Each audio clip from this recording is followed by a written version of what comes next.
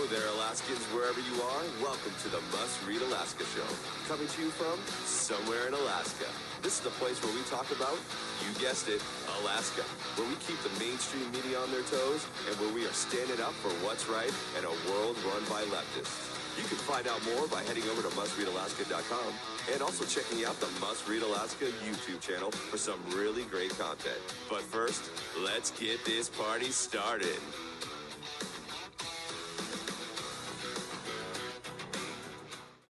Yes, yes, yes. Good morning, everybody. This is the Must Read Alaska Show coming to you somewhere in Alaska. My name's James Baisden. I'm your new host. Typically, you would see John Quick and on here with the podcast. And today you get to hear me on Friday. Suzanne Downing and John have asked if we could do a show on Friday, and I hope to be able to be entertaining and hopefully share some good information with you on this beautiful Friday. I'm coming to you from Kenai, Alaska. That's where I call home, and it's a beautiful day today. I'm looking at the weather report throughout Alaska, and it looks like we've got some pretty nice temperatures all over the place. So I hope this is going to be a wonderful day for you, just like it is for us down here. Just to briefly introduce you what I'm going to be doing today, I'm going to really just be covering some topics that are out there specifically on the Must Read Alaska website. You know, we've got a lot of important things going on today. We'll talk a little bit about the Ukraine-Russia issue. I want to get into some of the things that are happening in Juneau, and then dive into probably some of the mandates that are taking place here, and hopefully the mandates that are going away when it comes to masking. But if you haven't recently, please join us at mustreadalaska.com. You know, we've got over 26,000 subscribers now, so it's really picking up, and your participation goes a long way. Please donate if you can. There's a button on the website to donate. And we really need your support, especially if you want to see another voice out there dealing with the news and how it's reported. We think that this is the best place for that. Briefly about myself, like I said, my name's James Baisden. I am recently retired. I was the Borough Chief of Staff down here on the Kenai Peninsula Borough. I am elected member to the City Council here in Kenai, so I guess I should start off by everything that I'm talking about today is my opinion and my opinion only. And I am a conservative individual. I have been conservative pretty much my entire life. And I just want to see things done to where we're doing it responsible and, you know, the least amount of government as possible. Fire chief for over 30 years and spent 10 plus years in the Air Force and 3 years in the Alaska Air National Guard. So I've been in Alaska since 1989 and love it. This is our home. My wife and I, we have 3 children down here on the Kenai, and we enjoy the activities that we have with them.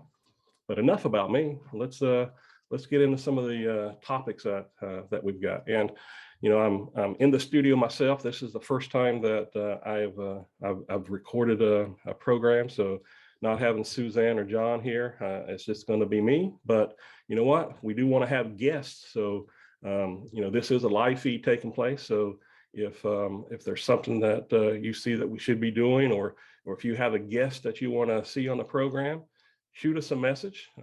It's easy to get a hold of us, and we'll work on getting the content out here that you want to see. I'm looking first at the first topic here, and Suzanne put an article up yesterday dealing with the Ukraine-Russia issue. And again, as a veteran, I'm worried about what it is that we're doing in Ukraine. But anytime that we send troops to a country that's in conflict, I've always been a person that I want to support our commander in chief, and I want him to be successful. I may not support all the policies of our president, but I want to make sure that this country is backing our military and the things that we're doing. When I look at what's happening there right now, I mean, I know it's early into the conflict. I can only hope that that we have a strategy that's going to help resolve this and not make it worse. It looks pretty bad right now for the folks in Ukraine and what they're going to be up against. So I'm assuming that when you look at what the United States is going to do, probably the most that we probably should be doing is, of course, helping our NATO allies and giving them all the support we can.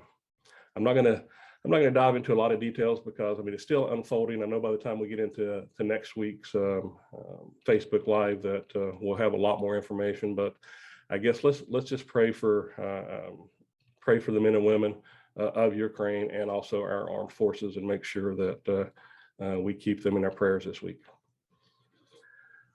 As we move from federal issues into the state issue, one of the topics that, of course, everybody's going to be dealing with, and we're going to see it with this conflict that's going on, is the budget down in Juneau. And man, right now the price of oil, if I remember seeing it yesterday, it spiked up to over $105 a barrel. So, good and bad for Alaskans.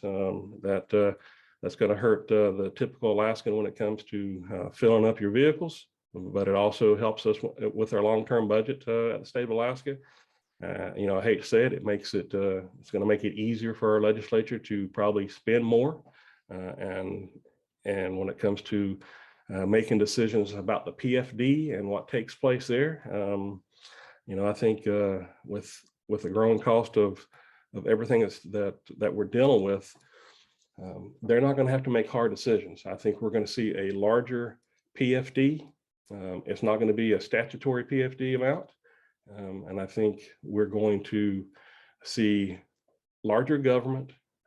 They won't reduce the size of government because they don't have to. And we're going to be dealing with this for quite a few years. I don't see it going away. Whether we get to a constitutional budget to where we can get it into the Constitution, I'm not sure we're there yet. I know they've introduced a few different bills down there to try to try to get away from even what the governor wants to see. The governor wants to see a 50-50 split on the PFD, and it looks like right now one of the bills I was looking at, they've even got it to where it's going to be a 25-75 split, and it looks like that they're trying to work that into floor discussion. So not sure where that's going to go. That's Senate Bill 199 and Senate Bill 200. It looks like that there's two different bills that they're working toward.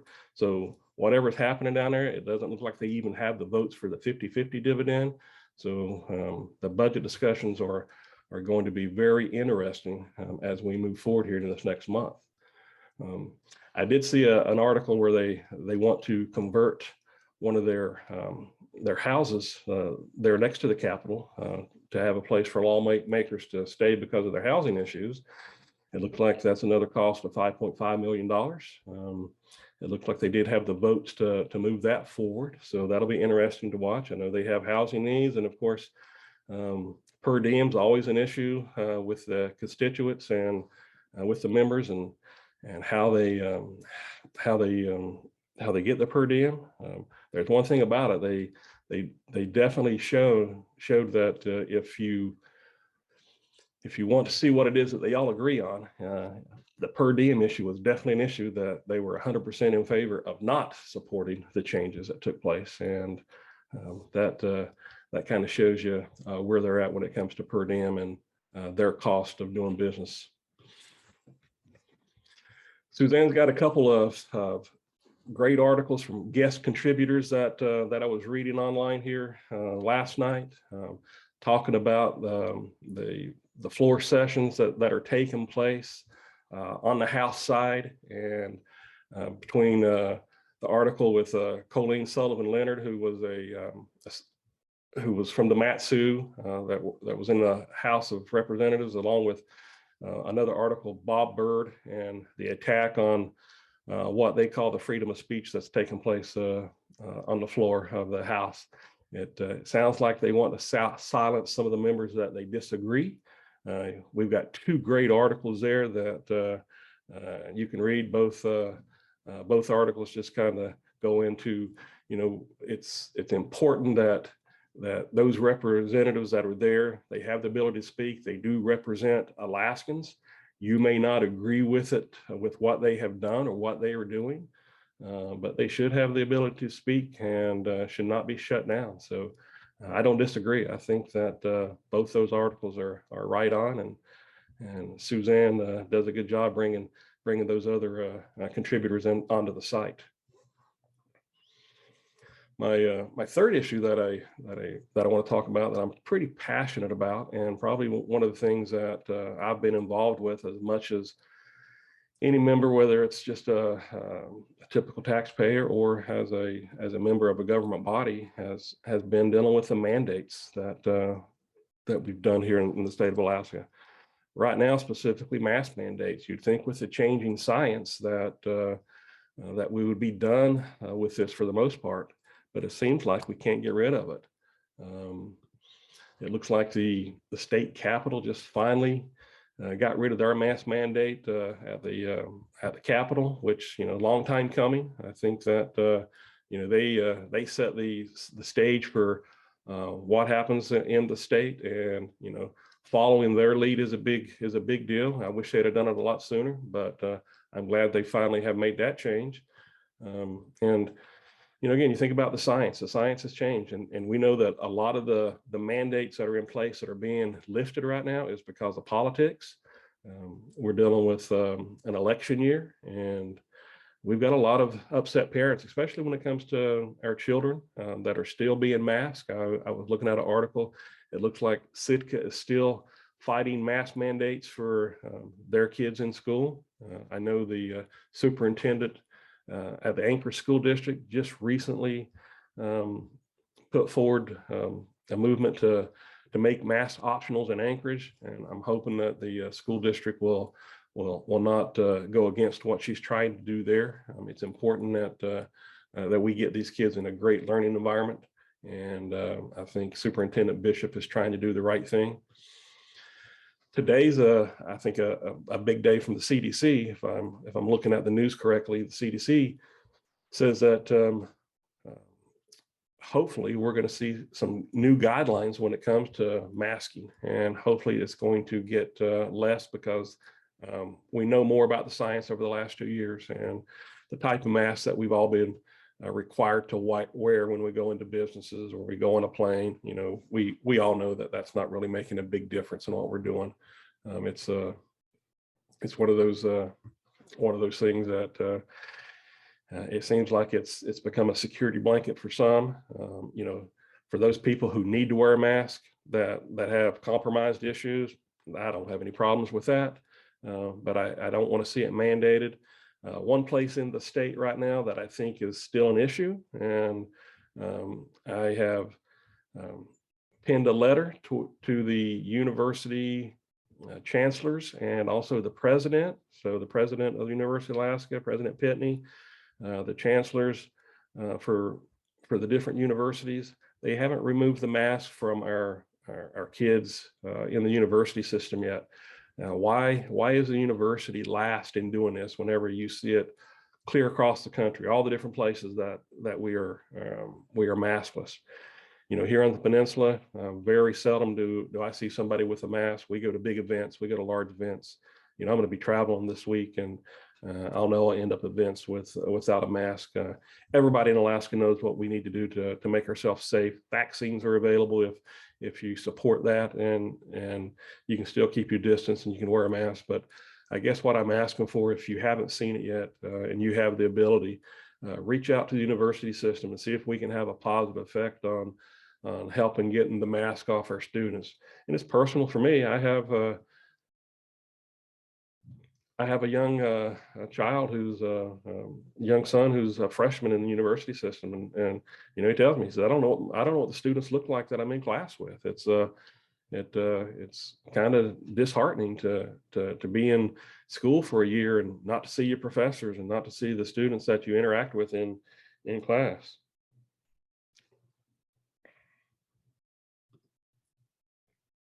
So I know it's a continuing issue. It's one of those issues that you'll hear me harp on, and I guess I'm looking forward to it going away, probably like most of us. I want to see normalcy, especially in our schools, and hopefully we'll see that soon. Hopefully all these other entities will continue to move forward and make some changes. Well, so I guess that's the highlights of the show. Again, my name's James Baisden, and this is the first time you've seen me. Hopefully, it will get better. It will get polished. There's no engineering or anybody in the studio here. It's me trying to figure out all the buttons and pushing it. So if you see me looking in a certain position or looking up, I'm trying to just bring all the information in. So hopefully it wasn't too bad, and you'll see me back again. Must Read Alaska. If you haven't been there lately, please go to our website. You're going to see this pushed out on podcast, and we thank you, the viewership. Suzanne Downing and John Quick, they'll be back with you next week, and hopefully you'll have a great weekend, and stay safe, and until we meet again. Thank you.